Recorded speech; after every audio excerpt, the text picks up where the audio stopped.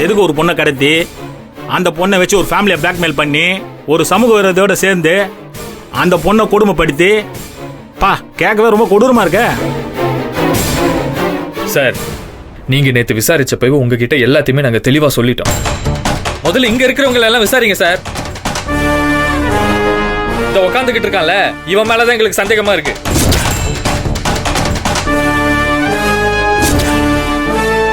இந்த குடும்பத்துல வந்து உட்காந்துக்கிட்டு தேவையில்லாத வேலை எல்லாம் பண்ணிக்கிட்டு இருக்கான். சார், அவரை பத்தி எனக்கு தெரியும் சார். எது தெரியும்னா? தெரியும்னா என்ன புரியல?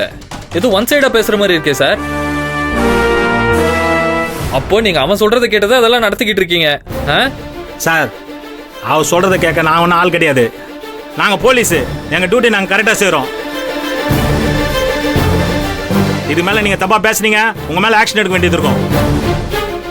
என்னப்பா ஏன் மவனை மிரட்டுறீங்க? வந்ததுல இருந்து அவங்க சார்பாவே பேசிக்கிட்டு இருக்கீங்க. நீங்க எல்லாம் என்னத்த நியாயத்தை கண்டுபிடிக்க போறீங்க? இந்தாருங்க, இவ எங்க வீட்டு மருமக. நான் சொல்றேன், இவ மேல எந்த தப்பும் இல்ல.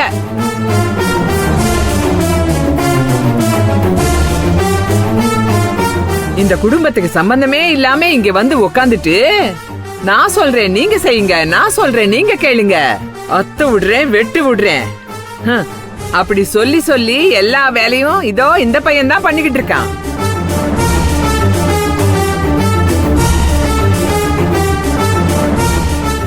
நாங்க இவன் மேல சந்தேகப்படுறதுல என்ன தப்பு இருக்கு? அவர் பெரிய கோடீஸ்வரர்மா, ஏகப்பட்ட பிசினஸ் பண்றாரு. இருக்கட்டும், அதுக்கு என்ன செய்ய சொல்றீங்க? காசு பணம் கொட்டி கிடக்கிறவன் தான் தப்பு பண்ண யோசிக்க மாட்டான். முதல்ல அங்க விசாரிச்சுட்டு அப்புறம் வாங்க இங்கிட்டு. சார் உங்க குடும்பத்துக்கு உதவி பண்ணாருன்னா அது உங்க குடும்ப சம்பந்தப்பட்ட விஷயம். அதை நீங்க பேசி தீர்த்துக்குங்க. அது இதையும் சம்பந்தப்பட்டு பேசாதீங்க. அவர் எது உதவி பண்றாருன்னு அதை கேட்டு விசாரிக்க சொல்றீங்களா? ஆமா, விசாரிக்க தான் சார் சொல்றான். அவனையும் நீங்க விசாரிச்சு தான் ஆகணும். சார், முதல்ல அவன் யாரு? எங்களுக்கு இதெல்லாம் பண்றதுக்கு அவன் யாரு? ஏதோ பெரிய கோடீஸ்வரன், பிசினஸ்ல கொடி கட்டி பறக்கிறாரெல்லாம் சொல்றீங்க. இங்க வந்து உட்காந்துட்டு எதுக்கு ராப்பகல எங்களுக்கு உதவி பண்ணிக்கிட்டு இருக்கணும்? என்ன அவசியம் வந்துச்சுன்னு கேக்குறேன்.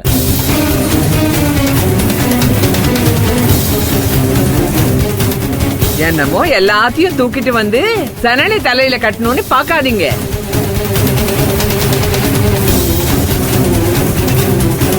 இவ்வளவு பேசுறோம் இல்ல, அதுக்கு ஏதாவது இவன் பதில் பேசணும் இல்ல. அத விட்டுப்புட்டு ஊமை கொட்ட மாதிரி பேசாம இருக்கிறதும், அந்த கிண்டல் பார்வை பாக்குறதும், இதெல்லாம் எங்களால ஏத்துக்க முடியாது. பதில் சொல்லுங்க. ஓகே சார், நான் வெளிப்படையாவே ஒரு விஷயம் கேட்கிறேன்.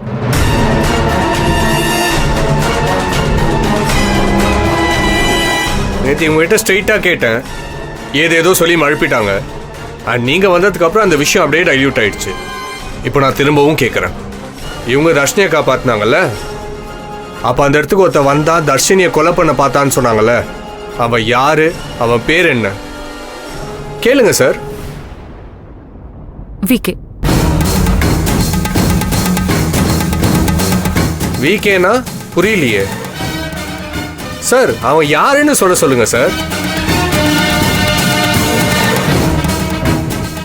அவங்களுக்கு சொல்ல தயக்கமா இருக்கு போல, நானே சொல்றேன். ஒரு காலத்துல அவன் ஜனனியோட வேலை பார்த்தவன். இந்த விஷயம் சக்திக்கும் தெரியும். அவன் கூட ஆபீஸ்ல வேலை பார்த்த லேடிஸோட தப்பா நடந்துக்கிட்டான், ட்ரக்ஸ் யூஸ் பண்றான்னு அவன் மேல ஆபீஷியலா ஏகப்பட்ட கேஸ் இருக்கு. இன்ஃபேக்ட் அதனாலதான் அவனை கம்பெனி விட்டே தூக்குனாங்க. அப்படிப்பட்டவன் இவங்களுக்கு ஃப்ரெண்டு. சார், எங்களுக்கும் அவனுக்கும் எந்த சம்பந்தமும் இல்ல. இன்ஃபேக்ட் நான் கம்ப்ளைண்ட் பண்ணனால தான் அவனுக்கு அந்த வேலையே போச்சு. ஓகே, அப்போ கம்ப்ளைண்ட் பண்ணீங்க. ஆனா இப்போதான் உங்க மைண்ட் செட்டே மாறி போச்சு. உங்களுக்கு குணசேகரன் சாரை எப்படியாச்சும் பழி வாங்கணும். அதனால ஒருவேளை அவனை வச்சு நீங்க use பண்ணிருக்கலாம்ல.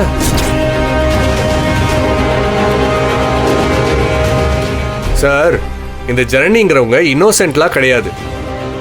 She is very very intelligent.